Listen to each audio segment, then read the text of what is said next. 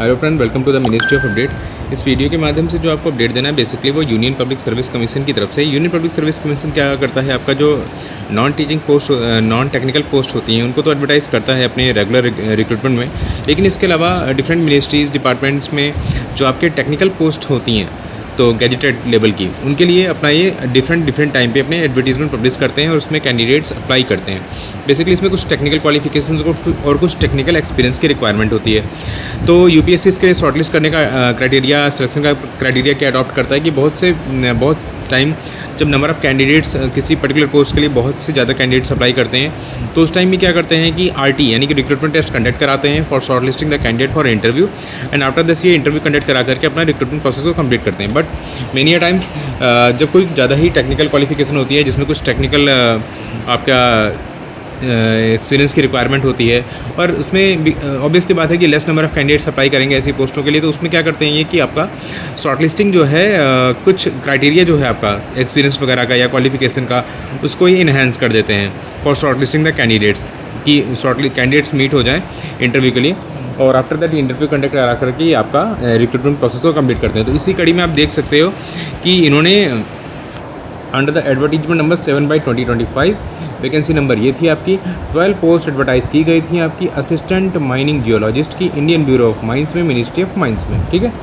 और ये ministry of mines में ये वैकेंसी एडवर्टाइज़ की गई थी और ये आपकी पता है कि गैजेटेड पोस्ट थी, तो इसमें एसटी की 2, ओबीसी की 2, ईडब्ल्यूएस की 1, यूआर की 7 पोस्ट एडवर्टाइज़ की गई थी। अब हम देख लेते हैं इसमें क्या उस टाइम क्या रिक्वायरमेंट इन्होंने मांगी थी। एजुकेशन क्वालिफिकेशन क्या थी, मास्टर डिग्री इन जियोलॉजी और applied geology from recognise university और इंस्टीट्यूशन। इसके अलावा आपको चाहिए था 2 ईयर्स का working experience in carrying geological appraisals for minerals और ओर डिपॉजिट और रिसर्च और teaching experience in the field of geology, applied geology from recognise institution.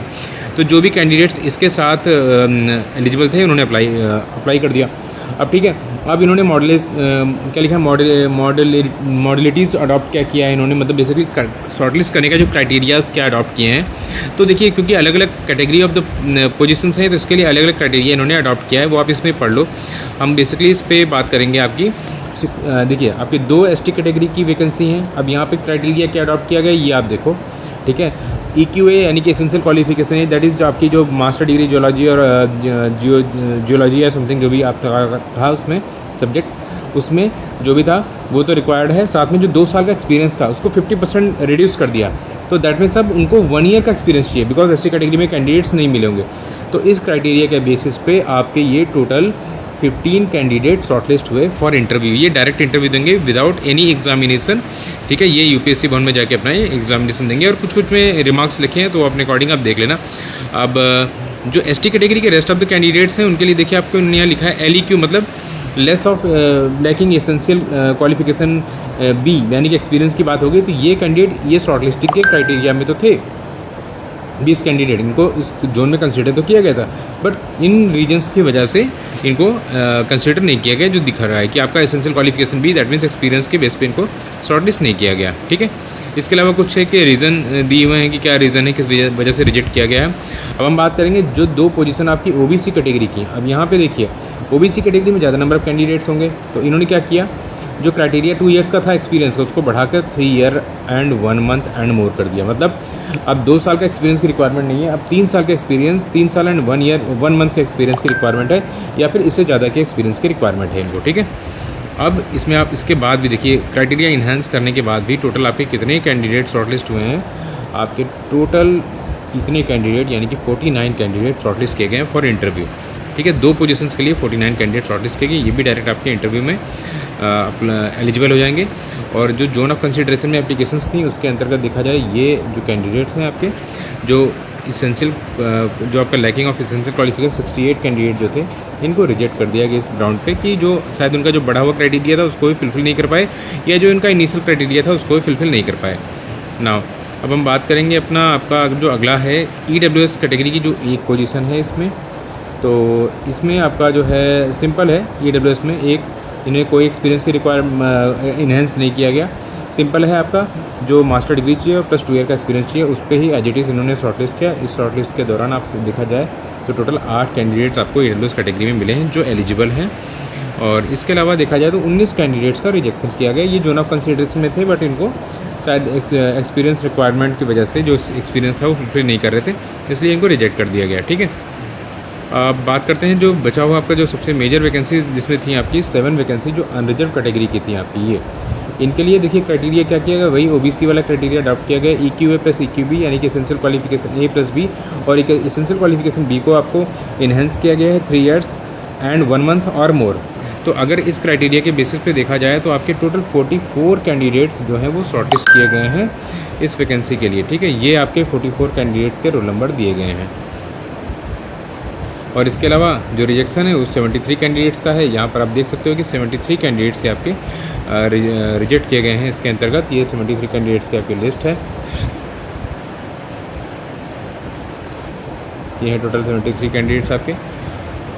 और तो ये आपका टोटल कैंडिडेट्स का जो था आपका डेटा, ये उसके अकॉर्डिंग अब आप सोच रहे होंगे कि ये आपके रोल नंबर्स कैसे पता चलेंगे, किस कैंडिडेट्स का क्या रोल नंबर है। तो उसके अकॉर्डिंग मैं अगर आप जाऊँ तो मैं आपको यहाँ पे इनकी वेबसाइट पर जा करके आप देख सकते हो कि जो हमारे कैंडिडेट्स हैं यहाँ पे यूपीएससी की साइट में जाकर के इस वाले सेक्शन में जो स्क्रूटनी वाला सेक्शन होता है वहाँ पर आप जाके देखोगे तो लिस्ट ऑफ द कैंडिडेट्स भी वहाँ पे दे दिया गया है। 12 vacancies for the assistant mining geologist.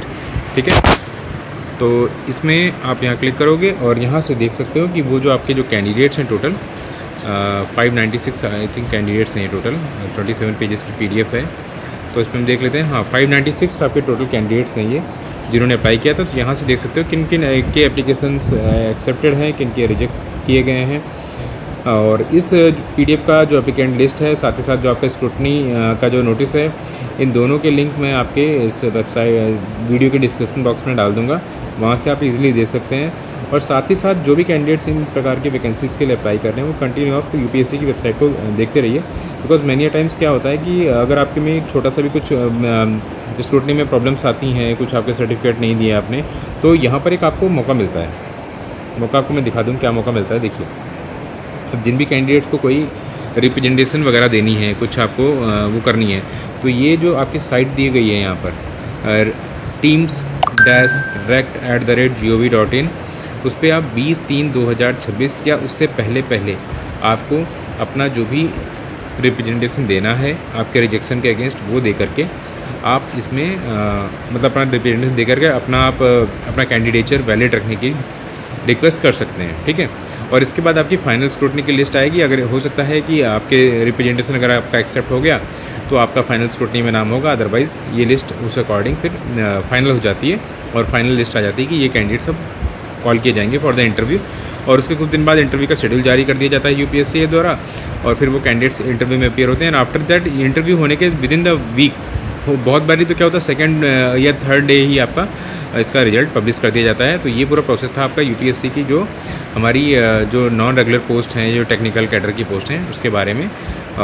तो thank you for watching this video and please do subscribe the ministry of update for this kind of update. Thank you so much.